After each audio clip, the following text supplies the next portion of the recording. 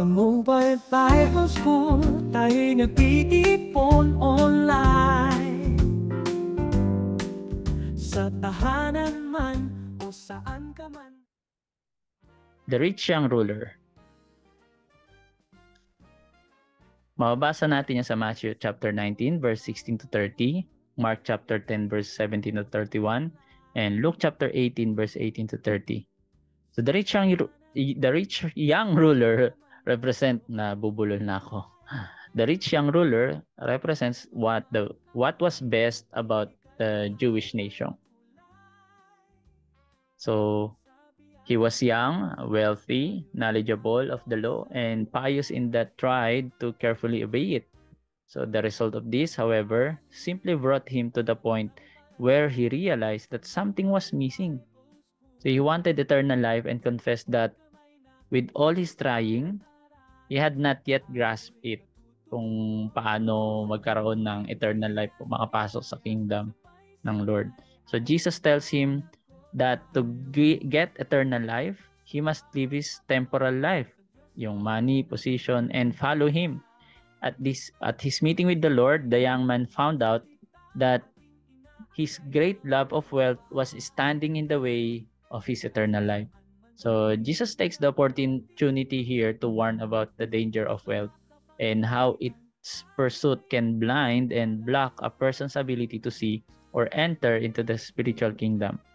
So Peter at this point complains that apostles have already given up their wealth to follow Jesus, and the Lord reassures Peter that their reward will far outweigh what they've given up for him. So in the kingdom, the first, yung rich and powerful, are the last. And the last, kung sino yung mga humble and weak, will become the first. So dito, it is important na dapat malaman natin kung ano talaga yung what really matters. What truly really matters, 'di ba? Hindi dapat tayo nakafocus lang sa eternal life pero incomplete yung ating understanding. Okay? Kailangan din i-examine natin ano ba yung nagiging priority natin. So, are we still seeking the kingdom of God first or attached na tayo sa security and comfort ng world na parang sobrang hinayang natin kapag inihingi ng Lord yung bagay na sobrang mahal na natin kesa sa Kanya. So, ito, nagpapakita rin na obedience is one of the key to righteousness, no? Hindi yung imputed righteousness of God. Yung righteousness of God na yan, talagang galing sa Kanya. But this reminds us na yung commandment kasi, merong moral at saka spiritual obedience na kailangan natin na maging pundasyon as Christian. No, ang hirap kasi yung Christian kasi sinasabi mo pero hindi naman nagre-reflect sa mga ginagawa natin. Kaya merong outward obedience no. But even though it is not enough, kailangan talaga ng surrendered heart. Amen po ba? So we have to live righteously involved with both obedience to God's commandment and wholehearted devotion sa Panginoon. Hindi lang basta to follow rules na sinasabi niya, I am doing 10 commandments. Dapat i-follow din natin ano ba talaga yung nasa puso ng Lord. At pag masyado tayong attached sa wealth, it could possibly hinder our salvation Hindi mo alam kung ligtas ka na ba talaga o hindi kapag humaling pa rin tayo sa mga material na bagay.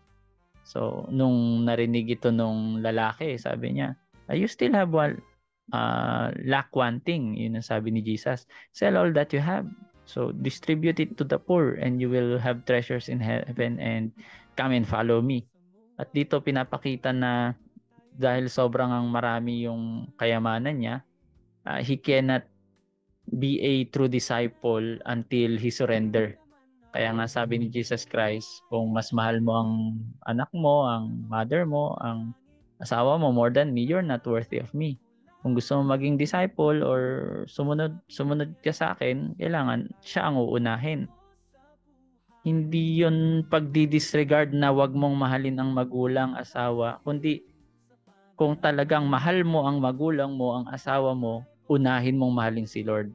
Dahil ang pagmamahal na makikita mo ay yung pagmamahal na galing kay Lord, it is gracious, na maibibigay mo din yun sa mga magulang mo, sa anak mo, sa asawa mo. Pero kung inuna mong mahalin ng asawa mo, anak mo, madidismaya ka. Bakit? Matatakpan yung grace ng Lord. Kasi hindi yun yung priority natin, yung love niya. Yun yung isang dahilan doon. And eternal reward actually surpasses all earthly loss. Ano man ang mawala, pamilya mo man mawala, pangarap mo man mawala, kung meron kang Jesus Christ, hindi ka agad susuko eh. Amen? Kaya ang tunay na discipleship, it requires sacrifice. God promises eternal blessing and the rewards that is far enough or far outweigh earthly loss. So we have to trust God to provide our needs, and yung reward ng pagiging faithful, alam natin na hindi mawawala yon. Amen po ba? Even when following Him or tayo following Jesus Christ, it requires letting go of the worldly security. Dapat ay G tayo dyan. Go tayo sa challenge ng Lord.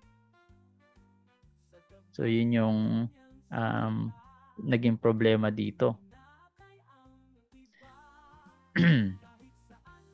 And ayan.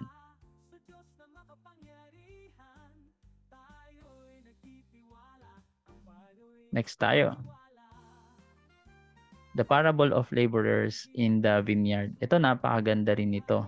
So number 112 lesson story na tayo. Matthew chapter 20 verse 1 to 16. At pinapakita dito yung God is very generous talaga eh. So in line with his warning about riches and services, Jesus also teaches about attitude by telling the parable of workers hired at different times of day. So for the same pay. In this parable, he shows that whatever we receive from the Lord, it is always fair. It is always generous. And it is not based on our deserving work, but according to His kindness and grace. So this is one of the three occasions where Jesus uses the saying, the first shall be the last and the last shall be the first. So in other passage, response to Peter and apostles about the reward for following him in Matthew 19:30, and response to a question regarding who will be saved, Luke chapter 13 verse 30. So dito makikita natin ng mga lessons na sabi niya dito, for the kingdom of God or the kingdom of heaven is like a landowner who went out in early in the morning to hire laborers. Then alam na natin yung kwentong yan.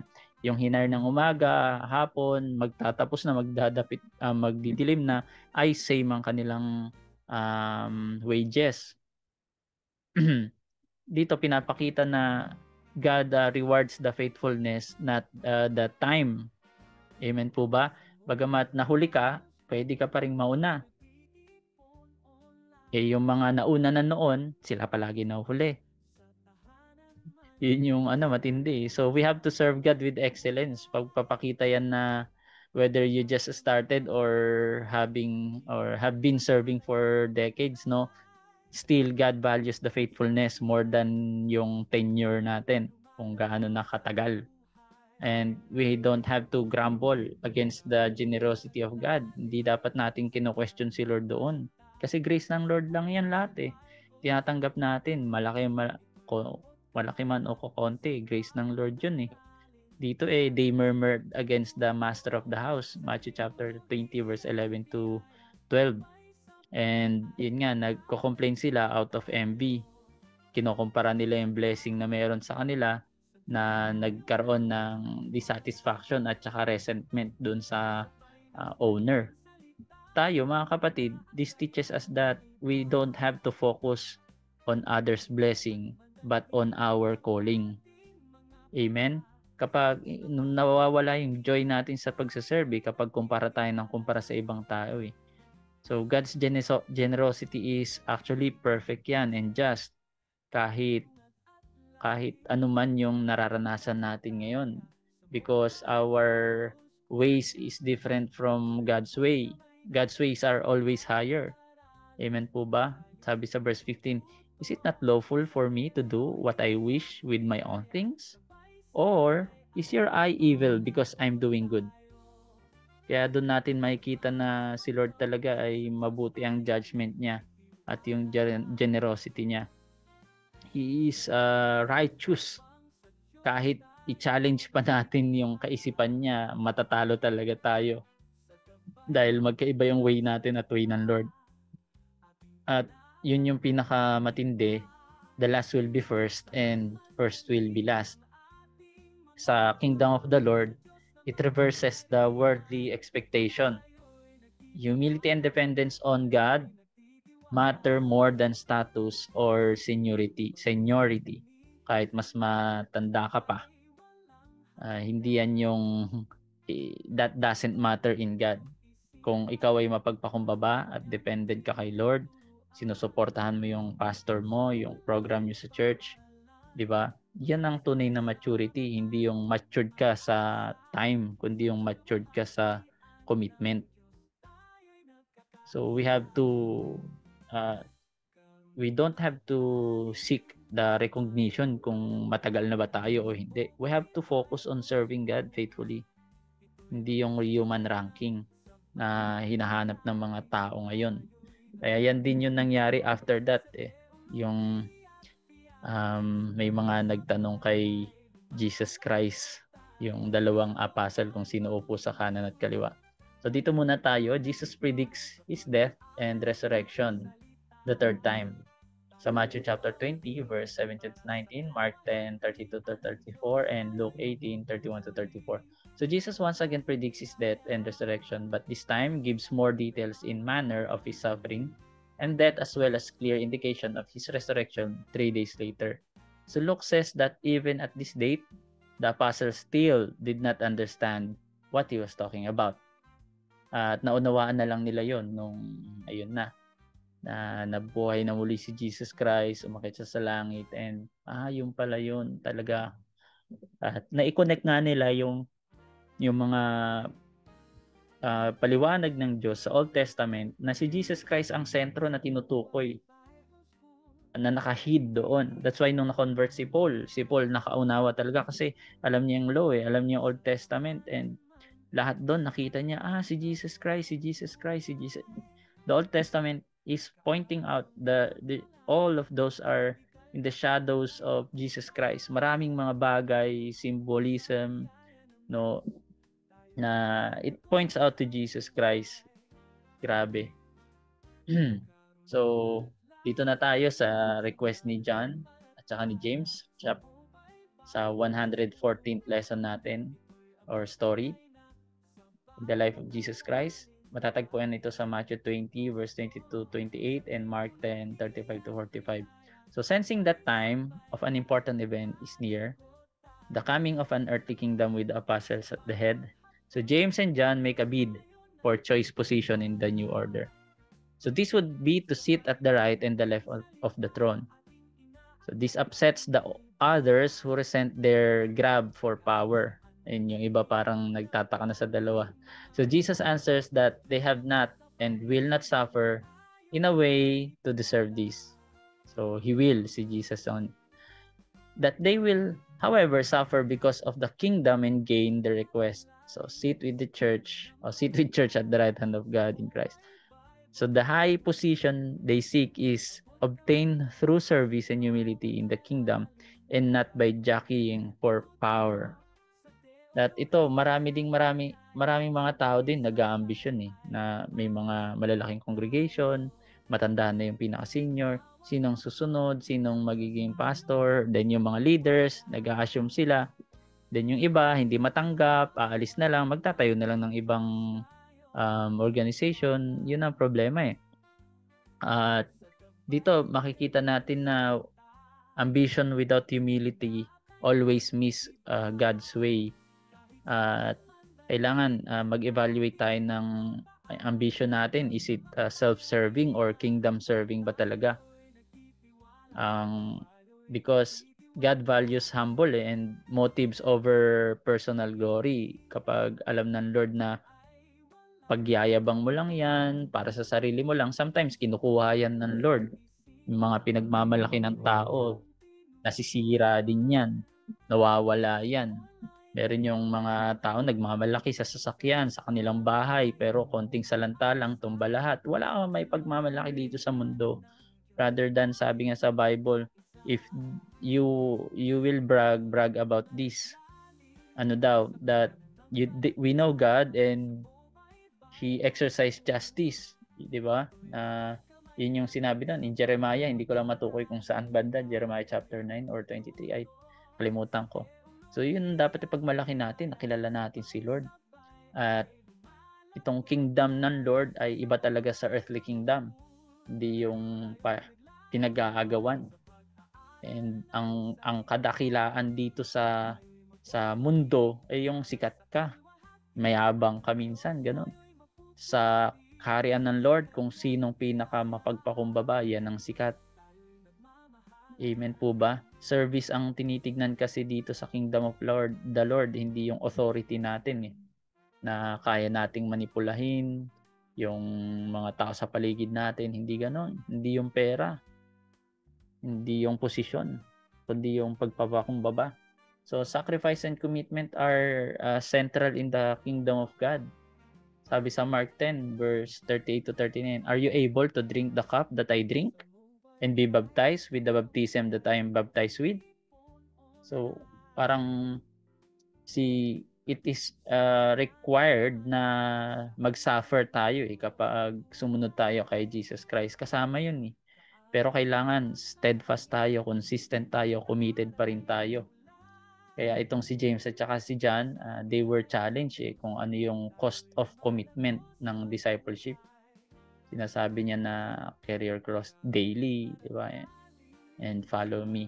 So we have to be willing to endure all the challenge, trials, even persecution para kay Kristo. Dahil yun yung tinatawag na discipleship. It is always beyond comfort. Amen po ba? So God chooses and rewards wisely. Alam niya yung pagre-reward niya dyan. Matthew 20 verse 28. The Son of Man did not come to serve, but to serve and give His life as a ransom for many. Dito ay pinapakita ni Jesus Christ yung tinatawag na servant leadership. And it reminds us that God is always faithful sa kanyang mga reward. Sa mga taong humble. Hindi yung sa mga taong mahilig sa self-promotion, self-acclamation. Dahil may mga tao ngayon, akala mo mapagpakumbaba nga, pero kiniklaim naman nila yung sarili nila na, alam niyo yun, may mga kulto kasi na ganyan, na they're claiming one verse in the Bible at sinasabi nila na sila lang kinausap ng Lord, even though they practice humility, but fail in one. Yun nga, yung one interpretation sa Bible na nag-e-exalt or nagbibigay ng glory sa Kanya, para na rin siyang tumungtong sa or naghahangad ng tungtungan sa kaliwat kanan ni Jesus Christ. And pwedeng gamitin yun as manipulative type na i-exercise para madaling manipulahin yung mga tagasunod o yung mga tao para maging loyal sila. Kaya yan yung nature ng ng mga kulto talaga. Kaya dapat hindi false humility din. Mag-discern din tayo. Amen po ba? And Jesus heals the two blind men. And Matthew chapter 20 verse 29 to 34, Mark 10 verse 46 to 52, and Luke 18 verse 35, and chapter 19 verse 1. So, pang 115 na po. In the review of the three accounts, 3 account po ito ng blind man na pag-aaralan natin. We see that one of the two blind men was named si Bartimaeus, and he was the one who called out to Jesus by proclaiming him as Messiah or Son of David. So both were encouraged to not bother Jesus, but the Lord answered their call and healed their blindness. In the name of the one of the blind men, si Bartimaeus, suggests that he became a well-known member of Jerusalem Church. Ito yung mga problem arises dito, Comparison account. Sa Matthew chapter 20, verse 29 to 34. Ang blind men dyan, dalawa. Sa Mark chapter 2, verse 46 to 52, ang blind men dito, one blind man na may pangalang Bartimaeus. Sa Luke chapter 18, verse 35 to 43, may isang blind man. Ang location nung sa Matthew 20 ay Jesus and large crowd na paalis sa Jericho. Ito namang Mark 10, Jesus and large crowd are leaving Jericho. Same. And sa Luke chapter 18, verse 35 to 43, Jesus papuntang Jericho. Kaya iba daw, pero actually iisa pa rin ito eh. Iba-iba lang ng perspective. So paano nila na-interact or yung interaction kay Jesus? Sabi sa Matthew chapter 20, verse 39 to 34, the blind men cry out, Lord, Son of David, have mercy on me. Press lang din dito.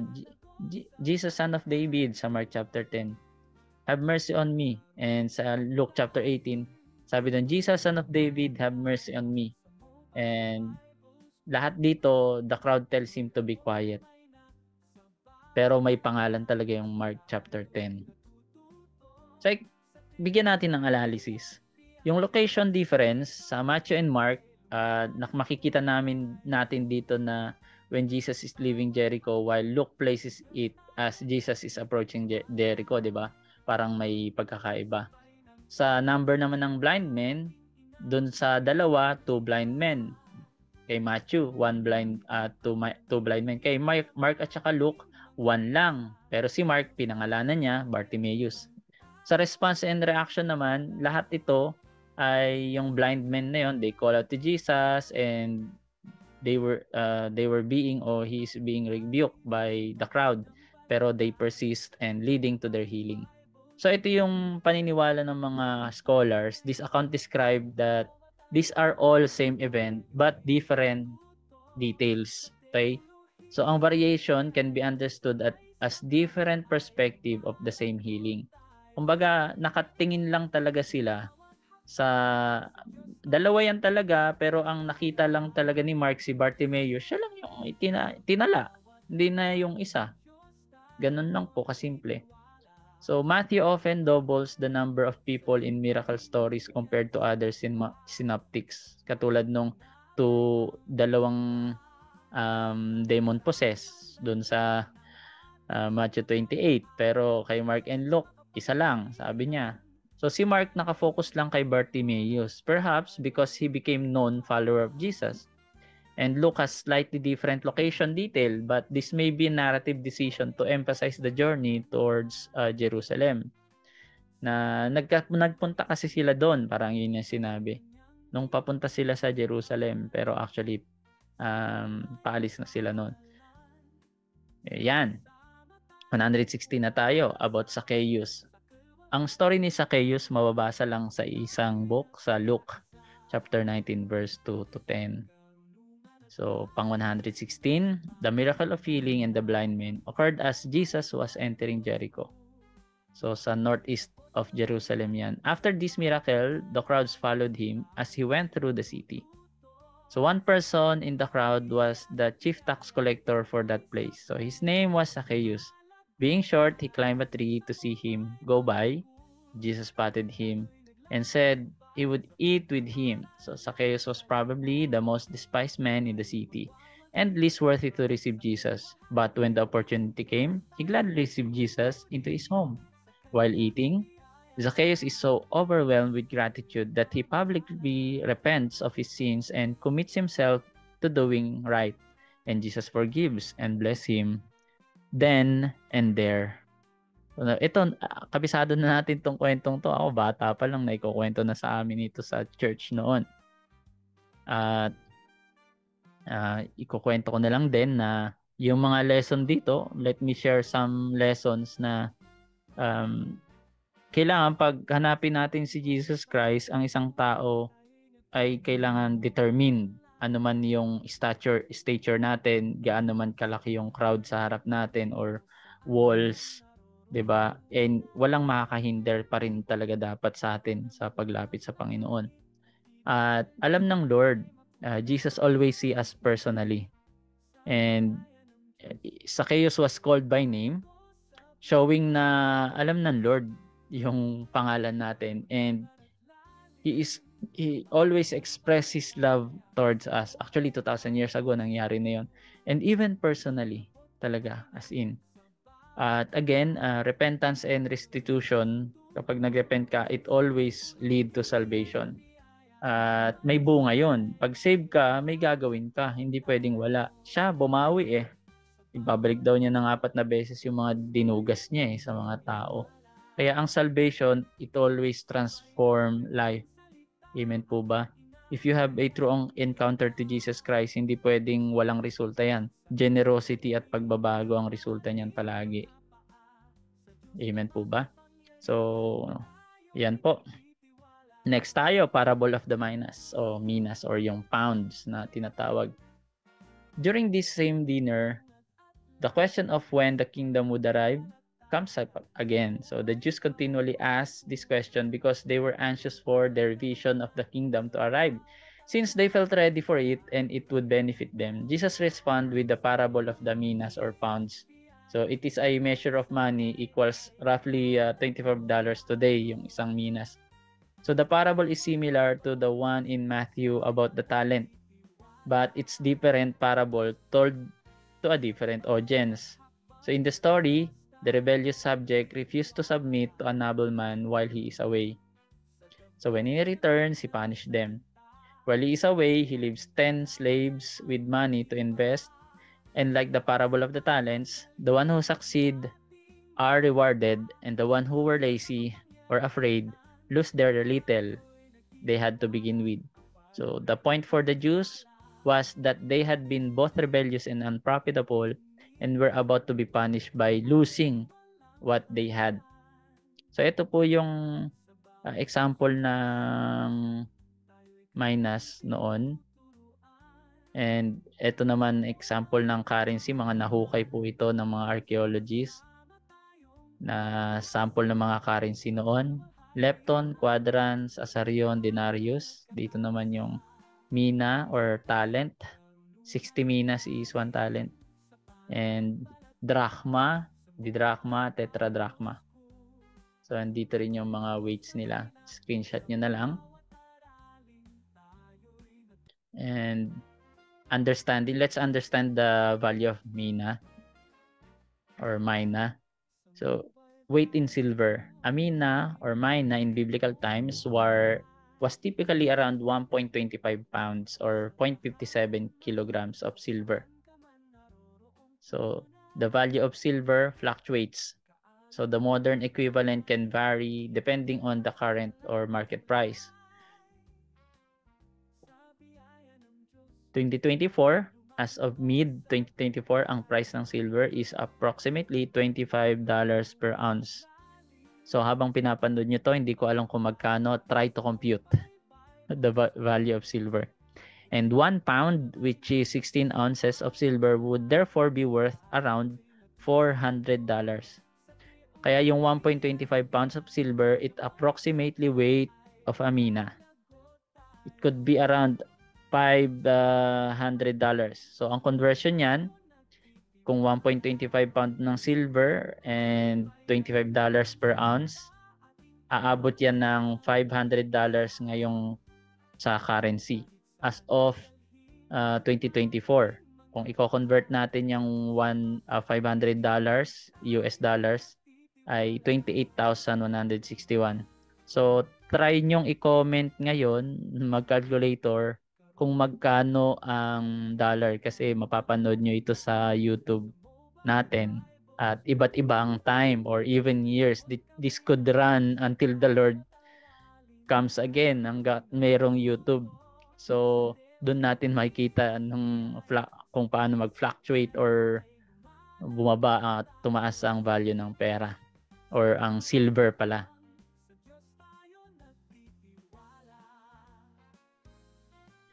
At konting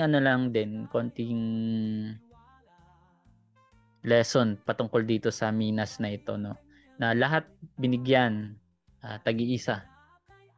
And dito nagpapakita na God always entrust us, ano man yun, binibigyan niya tayo ng something para magsimula. Time, talent, ability, money. Kung paano natin gamitin yon, it always matters to the Lord as a good steward. So, try to identify the resources God had given you. Skills, even your influence, actually kahit kagwapuhan at saka kagandahan mo, 'di ba? Yung social media mo, kung sikat 'yan, use them faithfully for the kingdom of God. Hindi lang basta magpaganda, kundi gamitin mo yung ganda mo, yung kagwapuhan mo na makapagpalapit sa Panginoon. Yung karisma mo, yung galing mo magsalita, magchismis, ang ichismis mo yung kabutihan ng Panginoon. Because when we are faithful and good steward ng ating mga tinitreasure natin na bigay ng Lord, ay it is always being rewarded, lalong-lalo na pagdating ng Lord sa atin. Magbibigay tayo ng accounting sa Kanya. Tulad nung nangyari dito. Sinabi diyan, well done, good and faithful servant, di ba? Because you were faithful in very little, you have authority over, actually ang binigay, 10 cities. Dito, magpapakita na kailangan maging faithful tayo in our daily duty sa finances man yan, ministry, sa family, kasi nire-rewardan ng Lord yung mga consistent na faithful. At hindi pwede tayong tatamad-tamad, hindi pwedeng takot, katulad nung binigyan ng isa, sabi niya, I have kept put away because I feared you, for you are an austere man. So yun, malupit, sabi niya. Kaya dito, lalo kang mawawalan kapag ganun ang iniisip natin. Okay lang magkamali, okay lang mag-take risk, at least gumagawa, kaysa yung walang ginawa di ba? Hindi mo malalaman kung di mo susubukan. So don't let fear and laziness or complacency stop you from using your gift, from using your ability, your talent, because God is calling you for active participation in His work, in not only in the work here in the earth, kundi sa kingdom ng Lord. And God's kingdom has eternal perspective Kaya yung sabi dito, but those enemies of mine, yung mga ayaw na ako'y maghari, sabi niya, bring them here and kill them before me. Kaya may judgment talaga sa mga bad steward ng Panginoon, sa mga tinatawag ng Lord, tapos nineneglect natin yung calling niya. May mga consequences yan. Sana tayo ang isa sa mga hinihiling natin yung salitang well done, good servant, have authority over 10 city. Yan, dahil pagbalik ng Lord, ako naniniwala ay sa 1,000 years niya pag-aari dito sa lupa, if you're not used to it na naniniwala doon, okay lang. But dahil yun ang paniniwala ko, I'm eternally reward motivated. Alam ko na mayroong reward pagdating ng Panginoon. At the more na kumikilos ka para sa kanyang kaharian, mas malaki at mas malawak ang pagkakaloob ng Lord sa atin. Yun. Try nyo basahin yung buong context, di ba? Kaya totoo yung sinasabi ng mga saksi na ang paraiso dito muna sa lupa. Bago yung bagong langit at bagong lupa, meron pang 1,000 years na mag-aari si Jesus Christ. At yung mga hindi natin nakamtan na pinagpe-pray marahil dito sa lupa, doon niya possible ibibigay yun. Wag lang yung makabundong hangarin naman na katulad ng mga Muslim na ibibigay ng Lord yung mga virgin. Hindi gano'n Yung talagang yung maglingkod at paglingkuran ng Panginoon at ang kapwa. So, ang lesson talaga dyan reward in God's kingdom are proportional to the faithfulness and diligence ng tao. Yung every effort natin, it counts to God no matter how big or small it is. Talagang meron at meron. So we have to invest our time, talent, treasure wisely talaga sa work ng Lord. Even in small steps of obedience, it can lead us to greater impact sa kingdom ng Lord. Amen po ba? So, yun ang kailangan nating i-look forward. Hindi yung mga problema natin ngayon. Tumingin tayo sa hinaharap, sa salvation ng Lord na dito sa mundong ito na kinukurakot. Kaya mag-ipon tayo ng ating kayamanan sa langit. Yun ang sabi ng Lord sa magitan ng paglilingkod at pagpapakumbaba. At ito, last na to, Mary anoints Jesus with perfume. Pang 118 na, Matthew chapter 26 verse 6 to 13. Mabasa po ito doon. And Mark chapter 14 verse 3 to 9. John chapter 11 verse 55 and 12 to 11. So Jesus leaves Jericho and moves closer to Jerusalem by going to Bethany for a dinner in his honor at the home of Simon the leper. So probably the one healed by Jesus Christ. Yun yung tao na yun sa yung Simon the leper. So Simon was connected to Lazarus and Mary and Martha somehow, perhaps the father, since they were at his house also, and the women were serving food. There were crowds around the house looking to see Lazarus, whom Jesus had raised from the dead. So it was a final meal with friends and supporters. And while eating, Mary uses expensive perfume to anoint Jesus' head as way of honoring him. So, when the others complain, lalo na si Judas, about the cost and waste, dahil sayang daw, Jesus tells them that this is a preparation for his death and Mary will be always remembered for it. Meanwhile, dark clouds are forming around the Lord as the chief priests were plotting to seize him, and Lazarus, according to John 12, 9 to 10, and put them to death. Since too many people were now beginning to follow Jesus, in the next chapter, we will begin to review the events occurring Jesus last week before his death. So, ayan. Makikita natin dito that worship is must always come from the heart. Hindi pwedeng hindi. Walang worship na hindi galing sa puso Papuri lang yun, hindi yun worship. Pag papuri, pwede mo sabihin ng ano man yung nasa bibig mo. Pero ang worship, it uses not the body or flesh, even it don't have words to declare something about the Lord. If your heart is in tune with God, that's already worship, di ba? Sabi doon, offer yourself as a living sacrifice, holy and acceptable unto God, which is your reasonable worship. Latreia. So, sacrifice actually is a part of worship. Diyan yung pinapakita na kahit gaano kamahal yan, kahit gaano kalaki, walang malaki pag kay Lord ibibigay. We have to be willing to give our best, yung time natin, talent, resource to honor the Lord. So we have to worship often.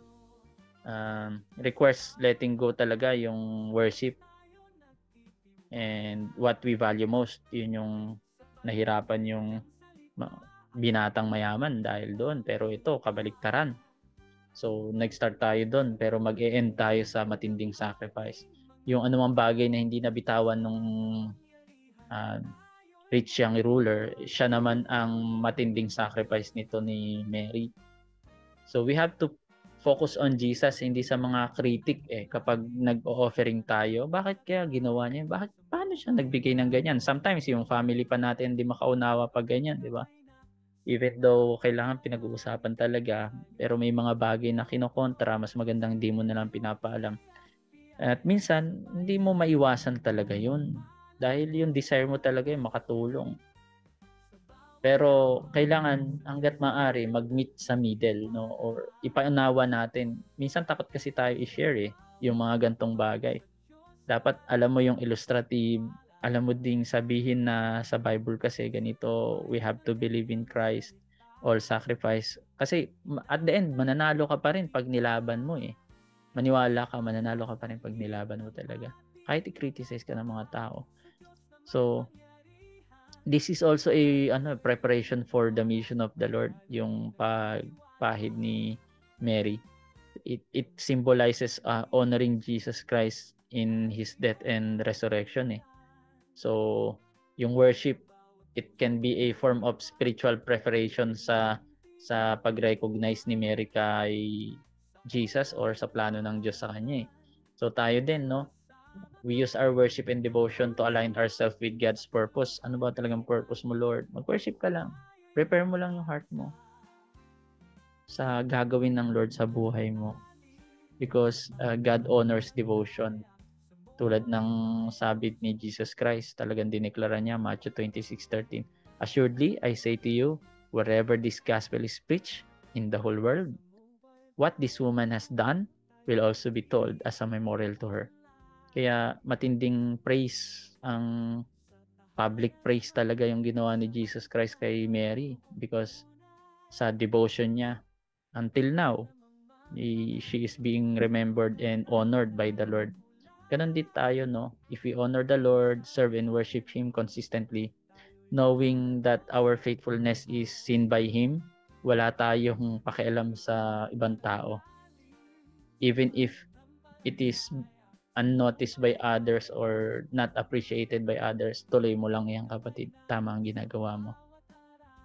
So may dalawang lessons na i-share ko lang dito. Note that the Jews were continually rebuked by Jesus because they came to God with their culture, achievements, and self-righteousness. However, the ones received and blessed by the Lord were those who were aware of their weaknesses and came to God with a need for righteousness, forgiveness, mercy, and they were satisfied. Yun lahat di ba? May kita natin yung mga lepers, yung si Zacchaeus. So, kung sino yung mga mapagpakumbaba, yung mga kawawa, sila yung na-recognize. Yung mga self-righteous, tulad nung nagko-condemn sa, ay, buti na lang Lord, di ako makasalanan tulad nito.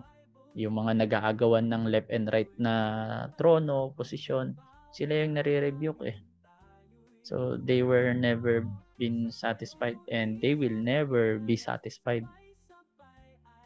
Dahil apart from Christ, we are nothing. Lesson number 2, don't waste an opportunity to be with Jesus. So the blind men Zacchaeus, the Simon the leper, all took advantage of the time to be with the Lord. Even the crowds. So we should count it a privilege. Amen po ba? Not a problem for those times. So we can be with our Lord at worship or Bible study, prayer, service, etc. Don't pass up the opportunity when it comes by. Those who spend time with Him now will be with Him later and forever. Dinagdag ko na lang forever. Grabe. Kaya purihin ng Panginoon. Ano man ang sitwasyon mo sa buhay, alam ng Lord yan. Patuloy ka lang manalangin tulad ng babaeng humahingi ng hostisya. Ipasalamat mo na in advance ano man yung mga dinalangin mo na. Huwag kang mawala ng pag-asa. Ulit-ulitin mo lang. I-rehearse mo lang kay Lord. Always say positive. Always declare thank you Lord sa hinihiling mo. Thank you Lord, niligtas mo ng magulang ko, nanay ko, tatay ko. Thank you Lord, pinagaling mo na ako, ang anak ko or asawa ko, nanay ko, tatay ko, si ganito ay nag-alaga sa akin, lolo, lola. Thank you Lord, makakatapos na ako sa pag-aaral. Thank you Lord, pinrovide mo na yung pangailangan ko, binayaran mo na yung utang ko. Thank you Lord. Always thank the Lord. Every time you're thanking the Lord, that is more hopeful than those who are praying, asking for mercy and begging something na nasabi mo na nga, alam na nga ni Lord yun So mas nakakabahala kasi pagka ganun, parang nakaka-lose hope pa nga kapag tinitignan mo na hindi pa rin nasasagot ng Lord, bakit hindi pa nasasagot? Sometimes we are asking God, di ba? Pero if you thank the Lord in advance, ulitin ko, God will do a miracle. So, yan. Maraming salamat po. At yan po ang 9th topic natin, 3rd to 4th Passover. At susunod na po dyan, read natin in advance. Screenshot po natin ito. Pang 119, 120 hanggang 128. Thank you. And ang next topic natin, 10th topic is the last Passover to Crucifixion Week. 119 to 128 events. So 10 events na naman po yan. Sobrang haba no, pero worth it talaga itong pag-aralan mga kapatid. Most of pastors, ito ang favorite subject nila. The life o the chronological study of the life of Christ. So this is the end of our session, and God bless us all. Magandang araw po o gabi sa inyong lahat.